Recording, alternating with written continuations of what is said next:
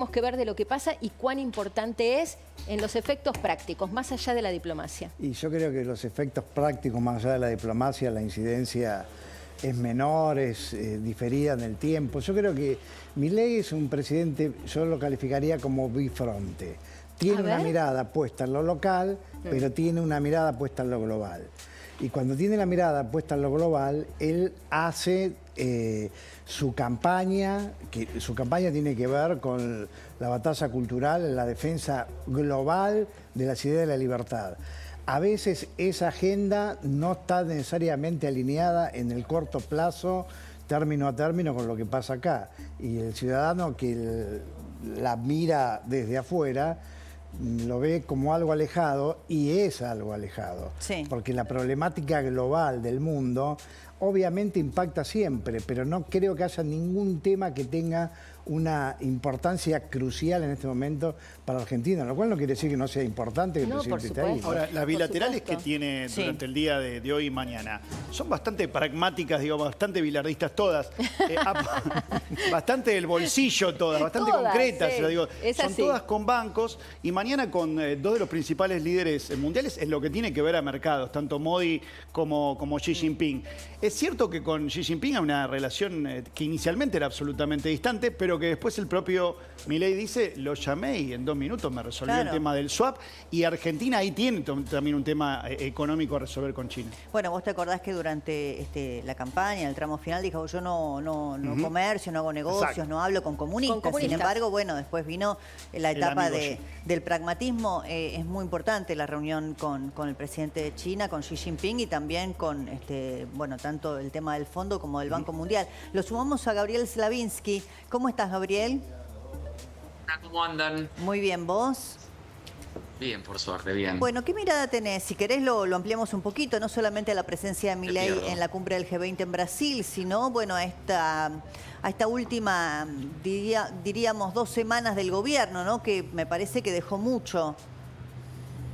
Sí, me parece que fueron 2 semanas políticas en donde el gobierno sintió bastante comodidad después de un mes que había sido bastante conflictivo y con algunas noticias que no le caían bastante bien. Sin embargo, el 2,7 de inflación, el hecho de que haya ganado Donald Trump, que hayan podido ordenar un discurso para dentro de lo que se llama la libertad avanza con miras al 2025, y sobre todo contextuado en un desorden enorme de la oposición, reflotando viejas figuras, en este caso Cristina, la condena de la figura máxima de oposición, su archienemiga, me parece que configura para el gobierno un buen momento, diría. Sí, le podríamos sumar también la conflictividad con los sindicatos, me refiero concretamente al tema de aerolíneas, pilotos, intercargo, ¿no? Que bueno, en esa pulseada el gobierno ha ganado una partida importante, porque los convenios colectivos de trabajo no se tocaban desde hace años, bueno, se suspendió la conflictividad, quedó en un paréntesis por lo menos, así que ahí también me parece que ha mostrado fortaleza. Sí, y me parece que a su juego lo han llamado, porque yo recuerdo cuando asumió el gobierno que le dijeron, si quieren confrontación acá me tienen, como diciendo, este va a ser el gobierno que va a buscar los problemas, va a intentar resolverlo, e incluso en algunas derrotas va a decir, nosotros igual la batalla la vamos a dar. Entonces me da la sensación de que ahí hay cierta comodidad del gobierno, entendiendo que hay temas que son realmente complicados de resolver, pero que más ideológico, con más agresión, con más confrontación o con más pragmatismo, finalmente le va dando la derecha a Milei, como en el caso aeronáutico de este último tiempo. Ahora, retomando lo que dice Gabriel, Federico, ¿cuáles son esos temas a resolver, por lo menos en la prioridad de los ciudadanos? ¿Cuáles son esos temas que una vez que parece que la inflación está medianamente controlada o por lo menos se sostiene la tendencia a la baja, bueno, empezamos a pedir otras cosas, empezamos a mirar otras cosas? ¿Cuáles son esos desafíos, los cruciales? Mira, yo creo que hay un tema que está emparentado con la inflación, lo que pasa es que no tiene la entidad de la inflación, que es el poder adquisitivo del salario. Sí. Que está alineado con la inflación, pero no necesariamente. Entonces yo creo que la gente obviamente reconoce que la inflación se ha desacelerado y que va en vías de extinción. Ojalá eso ocurra. Ojalá. pero eso todavía no se traduce en una mejora del poder adquisitivo. Claro, ¿cuándo lo voy a sentir yo? En mi vida Acá. cotidiana, ¿Cuándo va a ser en mi evidente? bolsillo. Claro, yo que tengo que pagar el alquiler, el colegio de los chicos, si van a un colegio privado, la prepaga, ¿no? Y los servicios. ¿Cuándo lo voy a sentir en el bolsillo yo? Sí, yo creo que ese es el principal tema, porque haciendo un paralelismo, por ejemplo, otra medida macro que mejoró muchísimo es la baja del riesgo país. Pero la gente del conurbano profundo no tiene problema del riesgo país, tiene el problema del riesgo familia, el riesgo que no llego a fin de mes. Y eso es importante. Después, respecto al tema de la seguridad, creo que pasa otro tanto. A mí me parece que la gestión de la ministra Patricia Bullrich es muy buena, sobre todo en lo que concierne a temas como piquetes y conflictividad en la calle. Y sobre todo el tema del narcotráfico en Rosario. Ahora, en el conurbano profundo todavía... Bueno, ahí hay un obstáculo político también, Federico, que es el gobierno de Kicillof. Sí, que por supuesto que ahí no es jurisdicción estricta de la ministra. Además, esos sí que son los temas que son de alguna manera estructurales, que se arrastran de décadas y que son muy difíciles de resolver. Ahora, respecto de todo esto, que es cierto, ¿no? Que por un lado va la agenda de la política y de la macroeconomía, de los datos, y después está la vida cotidiana de muchos ciudadanos que ven con buenos ojos el camino que se abre, pero que todavía no lo siente en el bolsillo. También este fin de semana tuvo mucho impacto que se lanzara este movimiento, digamos, en el que se propone defender la gestión del presidente Javier Milei, y en ese acto se hubiese utilizado la expresión del brazo armado, ¿no? De la guardia pretoriana del presidente. ¿Esto a vos qué te sugiere, Gabriel? Es parte de un contexto en el que Milei marca muy claramente su tinte confrontativo, de pelea, de dar la batalla. Me parece que hay todo un lenguaje metido en la escena libertaria que es bélico. A nosotros nos decían que íbamos a ser débiles, que somos el gobierno más débil de la historia, que nos van a poder barrer, que el peronismo en la primera elección nos saca, y sin embargo lo que se está viendo es que rápidamente el gobierno encontró sitios de poder dando batallas, y eso creo que es el espíritu, la esencia. Por eso no me sorprende de que este grupo, las fuerzas del cielo, tengan un lenguaje muy acorde a esa agresividad, a ese modo confrontativo y de dar la pelea, de dar la batalla, estar arriba del ring esperando a los rivales que quieran ir a confrontar con el presidente. Sí, tienen que tener un poquito de cuidado con las referencias históricas, ¿no? De lo que es el brazo armado en la Argentina cuando se habla de una agrupación política, ¿no? Porque venimos de una historia violenta. Tal cual, sí, porque una cosa es la metáfora, pero en este caso la metáfora tiene un sentido práctico o una referencia inmediata, y también las palabras crean sentido, ¿no? En un punto. Me parece que con las palabras uno puede crear realidad. Y ahí, bueno, no sé hasta qué punto es positivo este uso del lenguaje. Yo creo que no es positivo. A mí me parece que siempre, en todo grupo ideológico, siempre hay alguien quizás es más papista que el Papa y se excede. Ahora, yo creo que hay dos miradas. Una es que la más positiva es que perro que ladra no muerde. Es decir, para mí es un exceso de pirotecnia verbal. Ahora, por supuesto, igual, cuando hay pirotecnia verbal, hay palabras que, como bien decís, es performativo. Es performativo el lenguaje. Entonces, así como vos decís, puede ser más papista que el Papa, también existe gente que ese mensaje puede permear en alguno que termine tirándole algo por la cabeza a otro porque no piensa o no está dentro de la fuerza del cielo. Entonces, ahí corres un riesgo. Y también puede ejercer un rol de amedrentamiento, ¿no? Alguno que quiera opinar desde la prensa, desde el ciudadano, desde las redes, y diga, bueno, me cuido, no lo hago, porque acá está esta guardia pretoriana que se autodefine como tal, no sé. Sí, bueno, ahí siguiendo la metáfora de que perro que ladra no muerde, sí, pero no sabes si te va a morder o no. Hay gente que no se quiere arriesgar, por las dudas, soldado que huye sirve para otra batalla. Y además, pero lo que sí, para mí, lo que se da es ese viejo axioma de que la violencia engendra violencia. Pero claro. Y es una escalada, y me parece que es innecesario. Sí, y además abrís un frente para la crítica que, en definitiva, si se trata de vamos a decir, militar una idea y cuidar un proyecto político, a mí me parece que flaco favor le hace al proyecto, una expresión de estas características, pero bueno. Algo que esté avalado por el propio presidente. presidente, no lo sabemos, o por el triángulo de hierro, o como Pero se mira, llame, ahí, ¿no? si me permitís, voy a utilizar una metáfora, pero con mucho cuidado, ¿no? Pero, ¿te acordás que, no sé si se acuerdan que en la época del tema del asesinato de José Luis Cabezas, Sí. se hablaba del efecto Gregorio Ríos? ¿Y qué era el efecto Gregorio Ríos? Que en realidad lo que habría querido hacer Gregorio Ríos es congraciarse con su jefe. Con el jefe. Entonces a mí me parece que siempre hay un grupo que es más papista del Papa, que por quedar bien con el jefe hace cosas que hasta lo comprometen al jefe. Claro, y yo sí. creo que algo de eso hay en algunos grupos extremos. Sí. No sé si este en particular o algunos que andan por ahí sueltos en Se entiende la perfecto. aldea global de las redes. Bueno, y del otro lado reapareció Cristina Fernández, lo hizo en Santiago del Estero al ritmo de Fanático, del Ali Espósito. No sé si tenemos, Flor, alguna imagen para compartir, pero bueno, la centralidad está ahí, en Milei, en Cristina Fernández, y te lo traslado, Gabriel, ¿cómo ves a esta Cristina que tiene doble conforme en una condena por malversación de fondos, pero que a su vez, bueno, aparece como líder formal del PJ y líder simbólica de un espacio político? Sin duda aparece como la líder.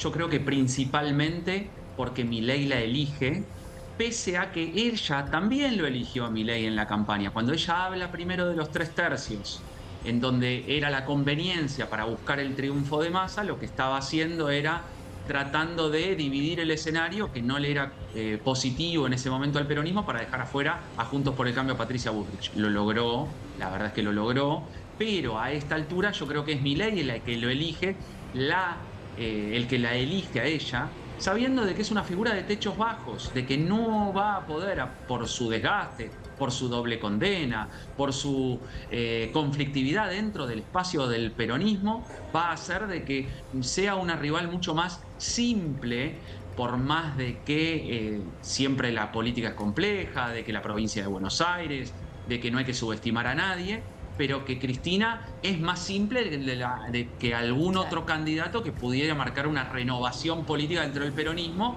y que venga con una impronta de que sea mucho más dificultoso confrontar.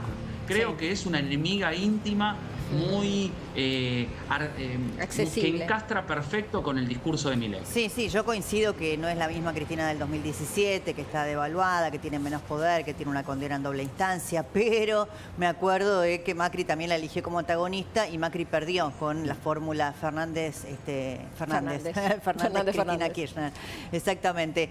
Ahora, yendo a Milei y su juego geopolítico, ¿no? Tuvo una semana en donde pasó de ir a Estados Unidos a la reunión de Mar-a-Lago y sacarse una foto con el presidente electo Donald Trump, recibir y comer aquí con el presidente francés Emmanuel Macron, después en Brasil ya una bilateral con Xi Jinping, el tema chino que recién decíamos es un cambio, ¿no? Respecto por lo menos de los discursivos, diciendo primero, ¿no? Con los comunistas no, y ahora reuniéndose con él, me parece que empieza a jugar el presidente Milei en la política del mundo, ¿no?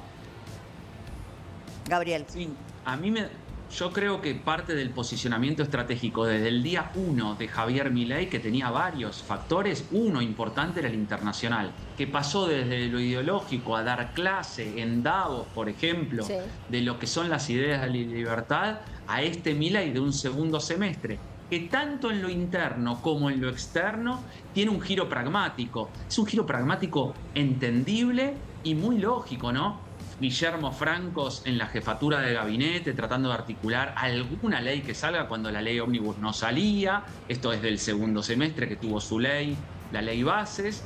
Y luego también en lo internacional explicando que uno podría decir está todo bien lo que tenemos para decir, de criticar del comunismo, pero la verdad que necesitamos algunos favores del gobierno chino con el tema de los swap y necesitamos a nuestro socio estratégico, como dijo recién el analista internacional Jorge Castro en el programa anterior, de todo lindo, qué feo que nos peleamos con Lula, pero la realidad es que después necesitamos de Brasil para seguir en el comercio, y lo mismo una charla madura, te diría, con Emmanuel Macron, intentando poner blanco sobre negro de cómo salimos de esto, más allá de la incomodidad ideológica de determinadas cuestiones, Sí. que eso seguirá su camino, y me parece que es algo habitual de los presidentes que jueguen ideológicamente por un lado y que tengan un giro pragmático, diplomático por el otro. El tema es que Milei, las puntas son muy amplias. Claro, tiene mucha distancia, claro, porque al tener una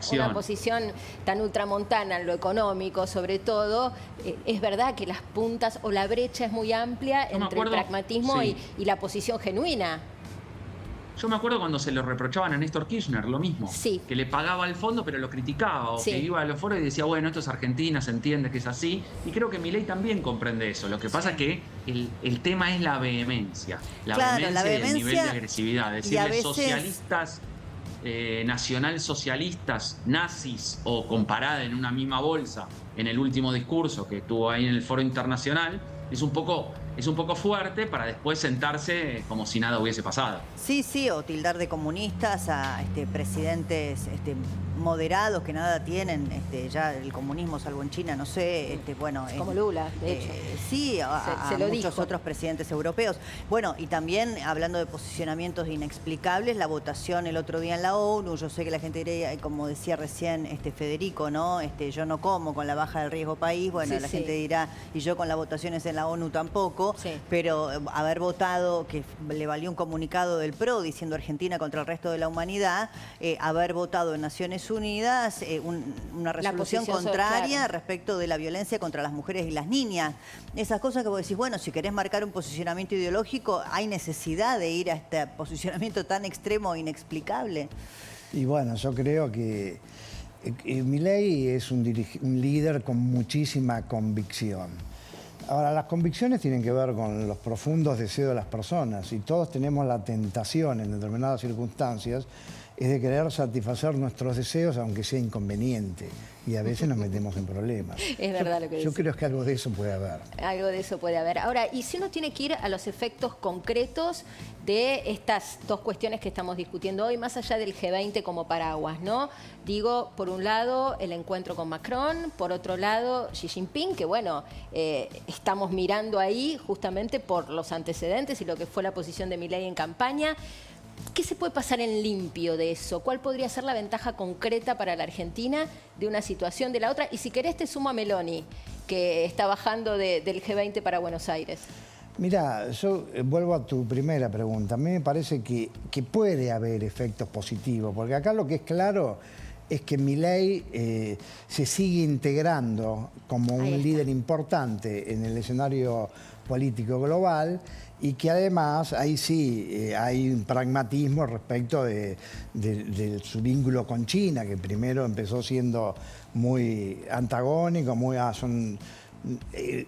no me meto en los temas de negocio de los privados. Sí. Los pero privados pueden negociar, no como Estado no quiero saber nada. Yo no me Esto dijo. contamino con comunistas. Sí. Bueno, yo creo que ahí está claro que prevaleció el pragmatismo sano, que tiene que ver con los intereses de un país. Entonces a mí me parece que todo eso va decantando que Milei, por un lado, quiere lograr su cometido de ser ese líder global que defiende la causa universal de la ciudad de la libertad, pero al mismo tiempo me parece que el juego de la diplomacia lo lleva a un pragmatismo sano, y un pragmatismo sano es tener buenas relaciones con los actores relevantes de la política internacional, que se traducen en cosas concretas después. Sí, sobre todo de donde venimos, ¿no, Gabriel? Yo pensaba, está bien, uno puede tener muchos matices, puede tener cuestionamientos a Donald Trump, lo que fuese, pero si pensamos que venimos de estar aliados con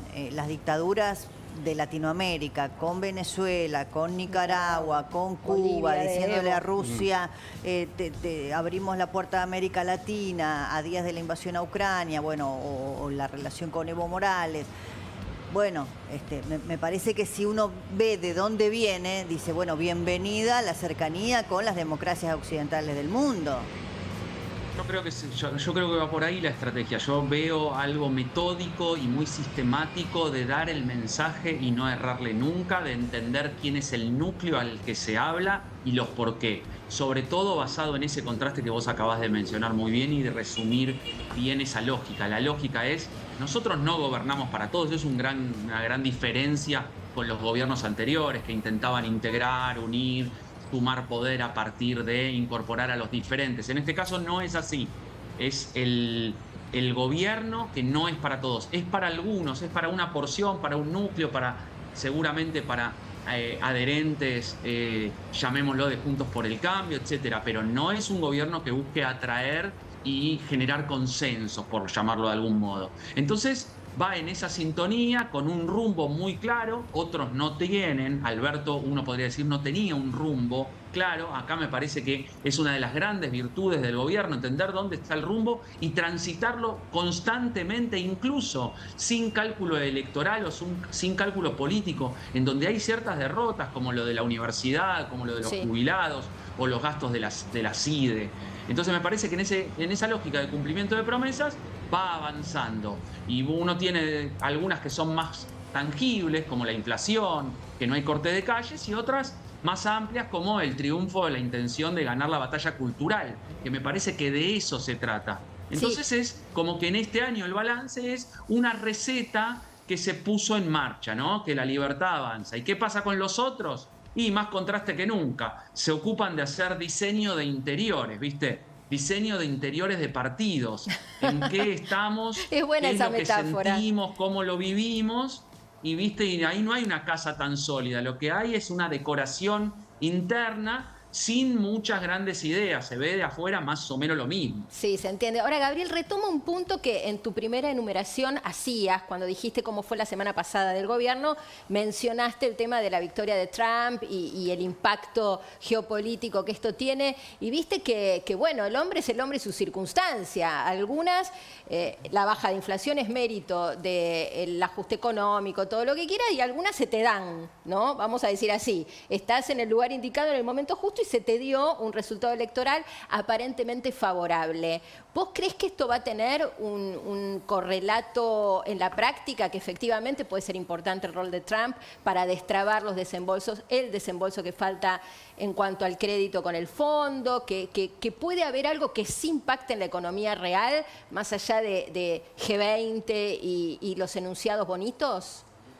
Yo creo que acá vamos a coincidir los cuatro, pero cuánto impacto tienen las relaciones personales en la política es demasiado, quizá uno podría decir. Entonces digo, me parece que festejar el triunfo de Trump es importante para Milei persona, para su gobierno en general. Ahora, si uno se pone a hilar finito las políticas que podría promover Trump en la relación con el mundo, con Sudamérica, con Medio Oriente, etcétera, bueno, yo no estoy tan seguro de que eso sea algo como para salir corriendo por Avenida Corrientes y 9 de Julio con una bandera y diciendo, vamos, menos mal que ganó Trump, entonces nos salvamos la Argentina. Quizá nos puede ayudar a algún convenio en una renegociación posible con el Fondo Monetario Internacional 2025, año electoral 2026, que hay muchos vencimientos. Eso me parece que es importante. Ahora, en definitiva, yo siempre siento lo mismo, que los gobiernos tienen que trabajar muy fuertemente en producción, en trabajo, en lograr que el país salga adelante y luego sí pedirle a los aliados que nos apoyen. Claro. Lo que digo es, sí, es importante quizás circunstancialmente y de corto plazo, pero en el largo plazo depende mucho más de nosotros. Claro, Federico, en ese mismo sentido pienso que el mundo,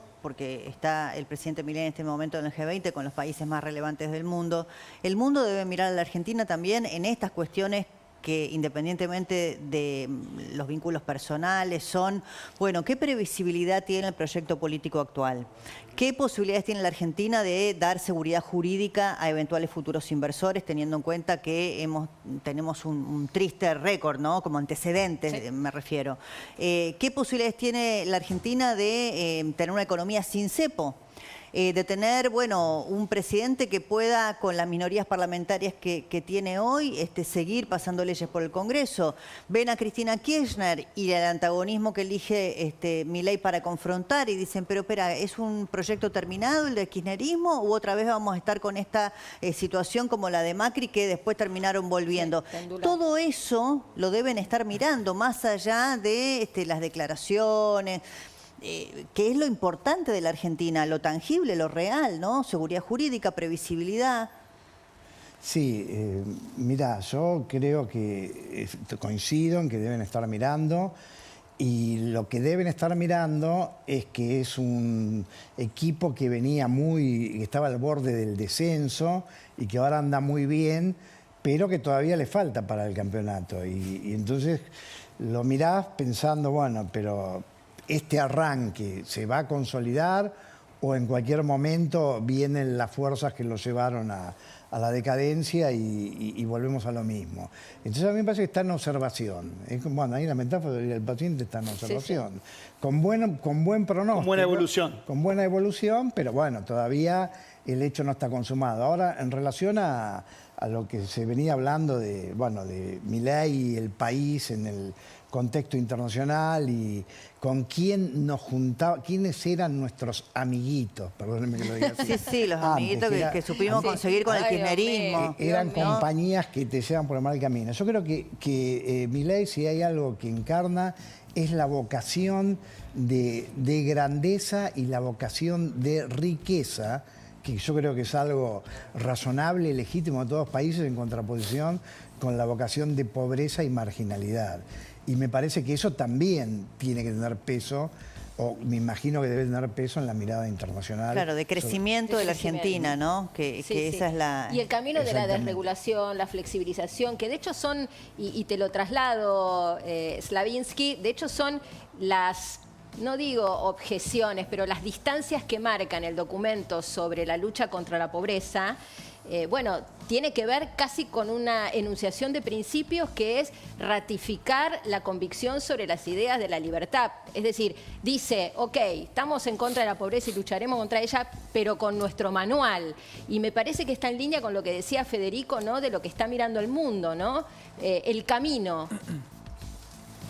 Sí, yo creo aún que la credibilidad de un país no se da si le va bien o le va mal a un gobierno, simplemente genera expectativas y decodifica el rumbo. Me parece que para que una empresa o alguien haga una inversión muy importante se requiere de por lo menos la trascendencia de que el programa siga adelante, cualquiera sea, de desregulación o de ultrarregulación, sí, pero que sea uno. Y Argentina viene haciendo cambios desde Cristina Macri, de Macri a Alberto, de Alberto a Milei. Por lo tanto, es muy difícil recuperar credibilidad, recuperar confianza, cuando lo que estamos exponiendo son cambios de modelo constantes y un gobierno que trajo una receta encima absolutamente disruptiva, que por supuesto que si le va bien va a atraer la atención y posibilidad de inversores, que en un principio son inversores mucho menos... yo digo que eficientes en cuanto a la inversión, esto se ve mucho en los municipios y en las provincias, que tienen un pie adentro, unos dedos adentro y un pie bastante afuera.